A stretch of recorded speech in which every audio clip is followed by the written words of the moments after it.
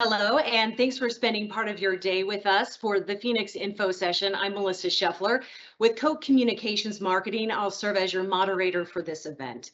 We hope you take a few things away from today's session, a better understanding of the Phoenix, why it's not just a gym, why anyone can work out there as long as you're 48 hours sober, how you can spread the word to others about this sober, active community, and we'll show you ways you can volunteer right here in Wichita.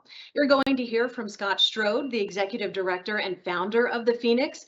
You'll see how boxing led him to a place where he could stay sober.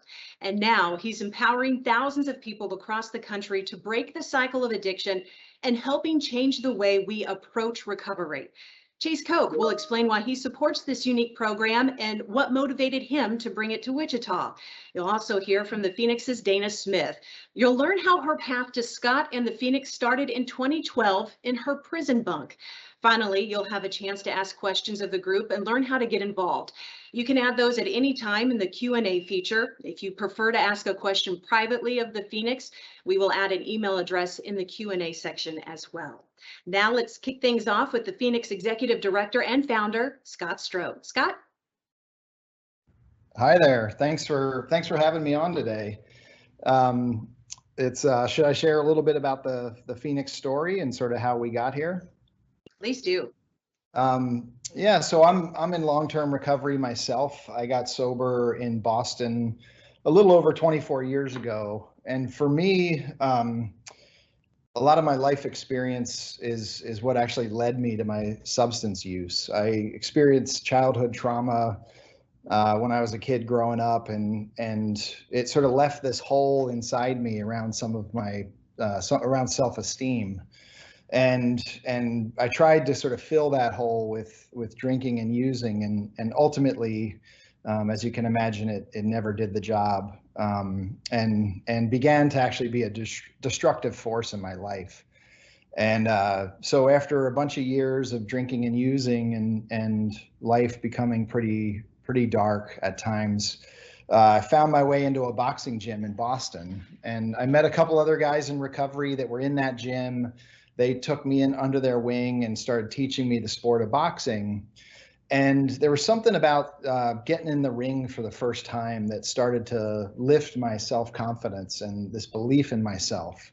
And that would lead me ultimately to racing triathlons and climbing mountains and stepping into recovery. And it was just really special. That intrinsic strength in all of those activities is what started to give me the strength within myself to maintain my sobriety. So after years in recovery, I started to notice that the sort of more top-down approaches to addressing addiction in our country, I think, were failing our communities. We were trying to come up with a drug to get you off a drug. We were trying to just add more treatment beds to treat the symptoms, but not really getting to the underlying why that a lot of us were drinking and using. And I had found something really unique and special on the tops of mountains and as I crossed finish lines and races, and I wanted to share that with other people. And that was the beginning of the Phoenix. So we launched this really unique program that has free programming if you're 48 hours clean and sober and you adhere to a code of conduct that's designed to create a trauma healing environment, and wanted to scale it nationally. And we actually were able to grow into 2 different states and 7 communities before we came alongside Stand Together. And that's when this really special partnership began. And we started to realize that we could not just serve thousands of people with this free recovery support nonprofit that I had started, but we had potential to serve millions with that free recovery support. And so we sort of started off on this journey to scale Phoenix into communities across the country. And I think it's such a crucial time to do this. As many of us know, in the current sort of state of things in the nation, substance use is one of the top contributors to early death in people's lives. And coming on the heels of the pandemic, this social isolation and this sense of being disconnected is just present in a way that's been really challenging for folks struggling with mental health issues and substance use. So now more than ever, it's crucial for Phoenix to kind of step into the breach and be there as a resource for communities across the country. And I'm excited to say that since we met Stand Together and came alongside them and began to integrate some of the principles of market-based management into how we run the nonprofit, that we've grown from those 7 communities in 3 states to now we're actually in 24 states and over 50 communities with free recovery support programming. And also happy to say we're just getting started. This is going to be a much bigger venture than that. Our goal is to serve 1 million people with free recovery support in the next 4 years. And we're well on our way to making that happen. I like the approach that you all are taking with this, because this is something new and that hasn't been done before. And I know that's something that Chase is really excited about. So Chase, I kind of want you to take it from here and tell us why you're so excited about the Phoenix. Yeah, happy to. Thanks, Melissa, and Scott. Good to see you. Always good being on with you. I'm sure everyone that's listening here, to hear Scott's story, it's really kind of mind blowing. And if you think about Stand Together and the community vision and strategy we work with over 200 community organizations. And a couple of years ago, when I met Scott and heard his story, within the first few minutes, it struck me instantly at how clear the model that he's created, how disruptive it is to these top-down solutions. And it's such a great example of what we're trying to do broadly and Stand Together in finding models that work, finding a principled disruptive social entrepreneur like Scott with a completely unconventional model, like he talked about it, right? Combining power of exercise and the power of community and bringing that together in a way that hadn't been done before, and doing that in a bottom-up way, right? Scott was closest to the problem. He was dealing with the problem, and those that are closest to the problem have the best solutions. If it works for him, how many others could this possibly work for? So that's what Stand Together is all about. Find someone like a Scott Strode and really support him and help him. And those, especially those organizations that get real results. Scott talked about it a little bit, but the Phoenix results are an order of magnitude greater than alternative programs in the country. And the stats are pretty incredible. Scott and Dana can share them with you. But that's really why we got excited. It's like, this is working. How do we bring our community to stand together with close to 1,000 business leaders that really want stuff like this in their backyard? And how do we fuel that and scale it with both capital, but also capability and even market-based management, right? How Koch Industries has been scaled. So I was intrigued from the first 5 minutes that I heard Scott's story, and I've continued to stay close and partner with Scott on this. So I truly believe that this model has the potential to scale into a movement around overcoming addiction. And Scott talked about it going from 3 locations in 2 states when he met Stand Together to, I think, over 60 locations now in 50 cities across 24 states. That's just in a few short years. So clearly the model's working. And I wanted to share with the group that's online here that I've witnessed it myself work. I've worked out in 3 of these gyms across the country.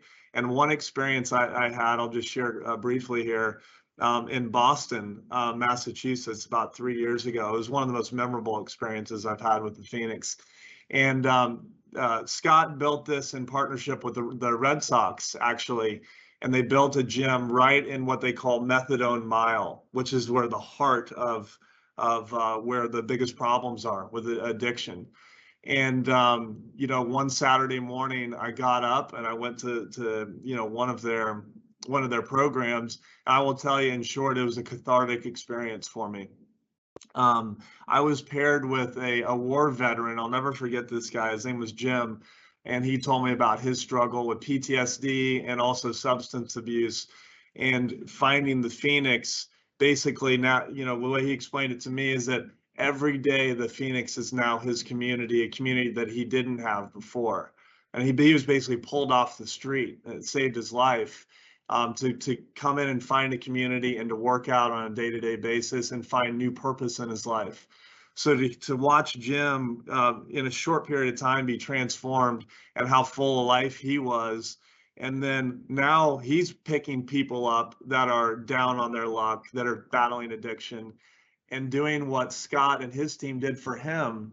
So it's a virtuous cycle. You help one person like Jim, and that an order of magnitude in terms of synergy that creates in terms of helping others, and it goes on and on and on and on. That's the magic of these bottom-up solutions, and Scott and his team have figured this out. I will tell you that Jim in that first workout absolutely crushed me. I couldn't get through the workout. He kicked my rear for sure. I was just so impressed. I can't imagine where he came from and how in shape and happy and healthy this guy was. So incredible story, and it fits our vision at Koch Industries of how virtuous cycles really work. So I wanted to share that story with everyone. I've seen this with my own eyes. I've been a part of it. I've seen people transformed. And I was like, how do we not have this in our own backyard in Wichita? Every community is struggling with these problems, and Wichita is no different. So we needed this model in Wichita, plain and simple. And so I put together a dinner at my house and had a few business leaders locally here around the table, and we raised the money in no time. Scott told the story. Everyone saw the results, and within I think a few weeks we had the whole thing funded. And then, when you look at what Scott and Dana do to actually make it a reality, it's been, even though there's been some COVID, constraints in opening the gym or whatever, they've done a great job in navigating through this. And now we have a Phoenix in our backyard that is already off to the races and helping many people overcome addiction. And like the vision is huge. It's great here in Wichita. And we'll get, hopefully a virtuous cycle going here to overcome addiction. But Scott and Stand Together are really creating a true movement around this. They're going to hit more than 1 million people impacted by 2025. And I believe once you get to that point, that it becomes a tipping point. And then you can't ignore that the Phoenix will be the go-to model for overcoming addiction. That's what's so exciting for me. Not only can we help our community here in our backyard, but to see that the brand develop and people coming to the Phoenix because that is the most successful model to help themselves transform. That's extremely exciting. I'm just so happy to be a partner with Scott and his team on this. Something that has been said during these conversations before is that the heaviest weight in the gym is the front door. Scott, I think you had said that earlier. And I think someone who can live by that and probably can lift that weight and some is Dana Smith. She has an amazing story. She works with the Phoenix. And Dana, I really want to give the floor to you. You tell your story so well. So if you could explain how you met Scott and what inspired you there.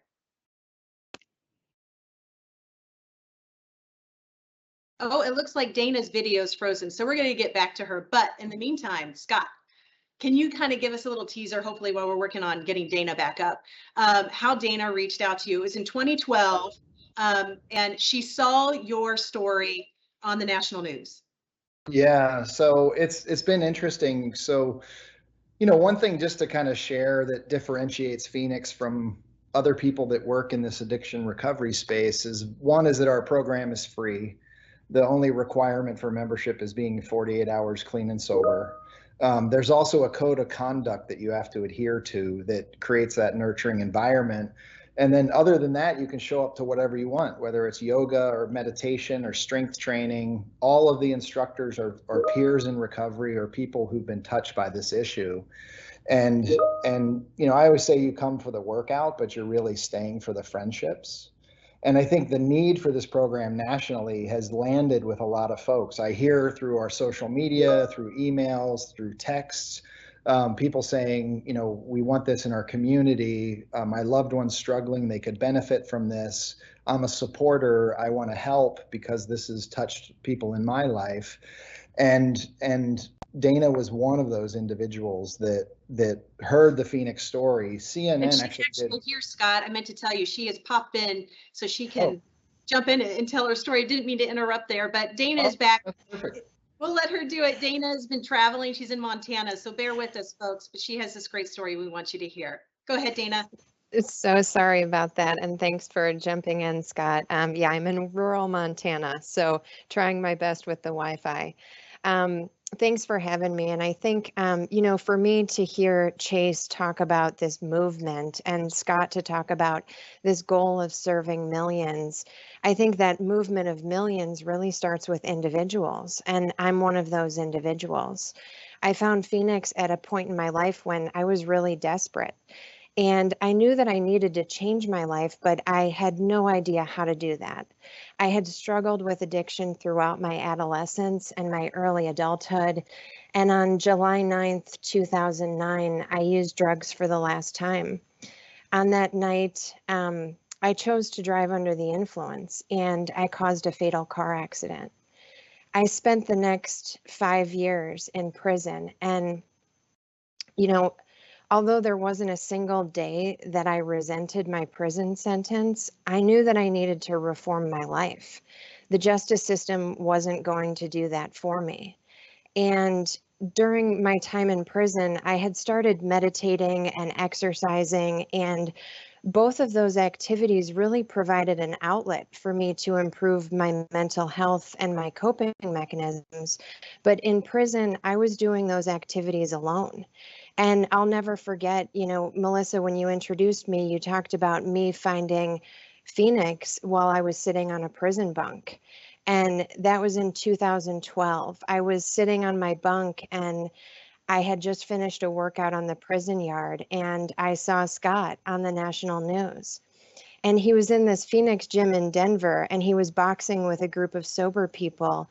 And in that moment, I just knew there was an alternative to using drugs and alcohol, an alternative that was fun.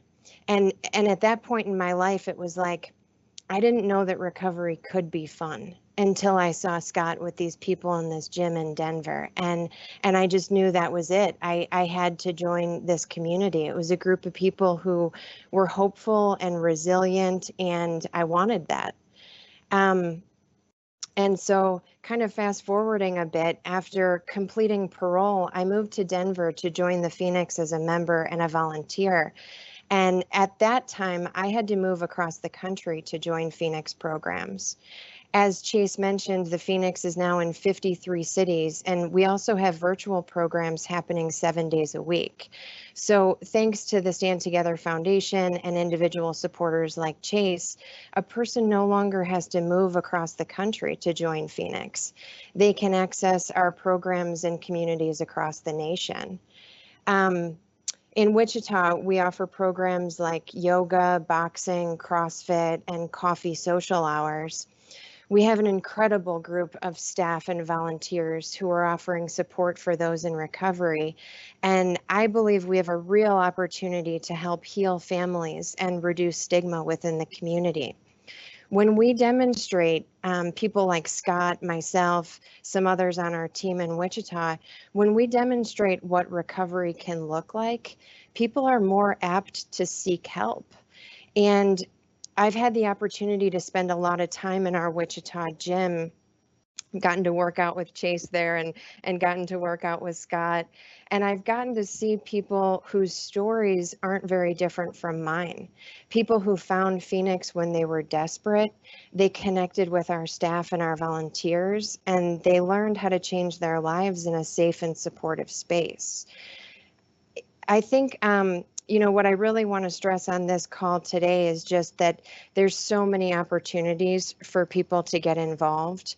We're always looking for volunteers who can help with program instruction, social events. This slide is perfect. This kind of runs through some of our needs in the local community: front desk assistance, marketing, and fundraising. You're also welcome to join our activities. Like Scott mentioned, the only requirement is 48 hours of sobriety. So even if you don't identify as a person in recovery, we love for our allies to join us in the gym. We've got a lot of special events happening this year. You're welcome to stop by our space if you just want to check it out. And then, of course, first and foremost, our priority is always to help those who need us most. So if you know anyone who might need recovery support, we're there. We're in Wichita. We're all over the country, and you can feel free to reach out to us anytime. That slide that you were just on, Melissa, is Maria's information. Maria is one of our program coordinators in Wichita, so you can feel free to connect with her, with Scott, or with myself. And we are getting some employee questions in. I want to open this up to all the presenters. If you have an answer to this, please chime in or just something to add. One of the questions we're getting, is there an age restriction to work out at the Phoenix? Who can jump in on that one? Yeah, our program's currently in Wichita for 18 and up. But we have had youth programming and family programming in the past. So that's something we could explore if somebody had, sort of adolescents that you wanted to engage in the program, or you wanted to include family. We could reach out to the contact that Dana just mentioned, and we could discuss that. But currently it's 18 and up for our core programs. And then we have another employee question here. In what ways does the Phoenix connect with substance abuse organizations other than nonprofits, et cetera, in Wichita? Do you guys reach out in that capacity? We absolutely do. So we work with treatment centers. In Wichita specifically, we partner closely with several organizations outside of just nonprofits. We work with local treatment centers, recovery residences, also known as sober living houses. We work closely with law enforcement, with the Department of Corrections. We're currently kicking off a partnership doing yoga with first responders. So we're really looking to partner not only with nonprofits, but others that are kind of working collaboratively in this space in the community.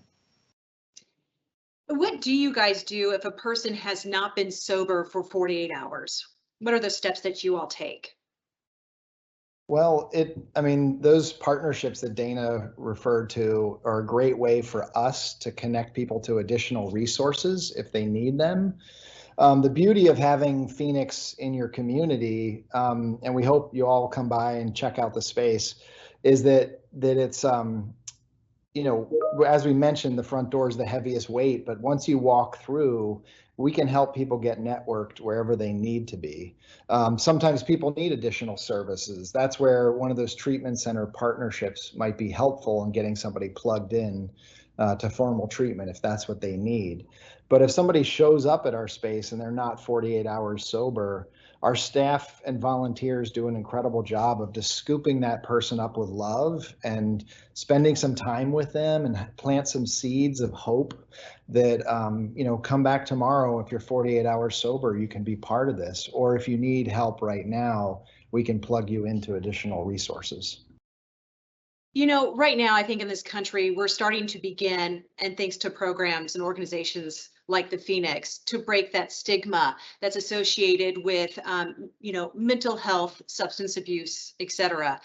And this goes to the core of what you all do, and part of it, and just breaking that stigma across the country and how we approach it.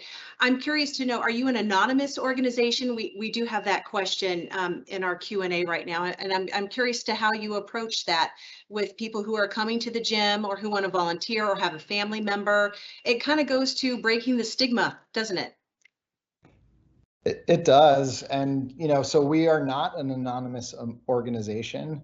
We respect anonymity as it relates to people's involvement in 12-step programs, because that's a tradition of 12-step programs. But, we wear t-shirts that say the Phoenix, and we wear sober t-shirts. So what we're trying to do is bring recovery into the light so that people can see that it's possible, strip away some of the shame and the stigma around it, and kind of be this beacon of hope. That being said, if somebody does want to come and be part of it and volunteer or help out or as an ally, come in and check out the space. And if you don't have to wear the sober shirt, you don't have to wear the Phoenix shirt, but those of us there that are doing it, so we're making space for people that need help to know it's there. What is the one thing, and this is beyond the Phoenix here, that the folks who are attending this info session today can do to help someone right now who is struggling with addiction? Whether it's, giving them information about the Phoenix, you guys, Scott and Dana, have both been in this position. What, looking back, could you have used from someone in your life at that time? Maybe I'll go first, and Dana could share also if she wants. I think it's important to remember that someone in their addiction is not themselves are not their addiction. That within them is still the actual person that they can be, and oftentimes that you'll hear sometimes that people have to hit bottom before they can get into recovery, and I don't believe that's true. I believe that we need moments of perspective on our life where we can believe that more is possible for us. And that's what somebody gave me in a boxing gym. And it sounds like that's what that video gave to Dana on that prison bunk. So just hold hope that within that person is still that individual that could flourish if we just give them a space where that can come out. And that's what the Phoenix is trying to do. Sometimes it's harder for a loved one to play that role. So we're happy to play that role in helping that individual find that confidence within. Yeah, that last piece was exactly what I was going to add. People didn't give up on me. There were certainly points when my family just couldn't do it alone, and they didn't have the resources. They needed to seek outside support. And I think that's where organizations like the Phoenix come in, is that we can provide that additional support so that the responsibility doesn't fall entirely on loved ones. All right, we're about to wrap up our event. I'll offer you guys an open mic one more time before we sign off, and we'll just start with Scott, go to Dana, and then Chase. Scott? I just think that, what I'm most excited about is this. I'm excited for those of you that work at Koch to have exposure to market-based management, because I think as a nonprofit leader, it helped us tap into the entrepreneurship of every one of our employees in a way that Phoenix now can reach further than we ever have before. And a good example is, Dana joined the team. She built a partnership with probation that grew into other states. And now we have Phoenix, a virtual Phoenix on tablets being distributed in prisons across the country. That never would have happened if we didn't practice our own principle of entrepreneurship. So I'm excited to be activating that throughout the organization. And I know we have just a minute left, so I'll let you take it, Chase, but thank you all so much for having us. Thank you, Scott and Dana. I would just say, I would encourage everyone to just go to the Phoenix and check it out. Once I heard Scott's story, and I did that myself, it honestly gave me new purpose in my life, because it was something that I was passionate about and I could be a part of and potentially create value and, help bring something to Wichita. There's a lot of different ways that, that you can get involved. I think Dana went through that very well, but I just encourage everyone to find that extra purpose in their life, whether it's the Phoenix or something else that they're passionate about, that they can get involved with, because it unlocks your personal potential as well in ways that maybe you haven't been thinking about. So it's certainly done that for me, and I'm thankful to the Phoenix for partnering with me on this. A quick thank you to our presenters, Scott, Dana, and Chase. We appreciate you sharing your stories today, inspiring others to change their lives, to believe in themselves. And a reminder to our attendees, of course, feel free to use that email address in the Q&A feature, or go to facebook.com/thephoenixwichita. All right, have a good rest of your day.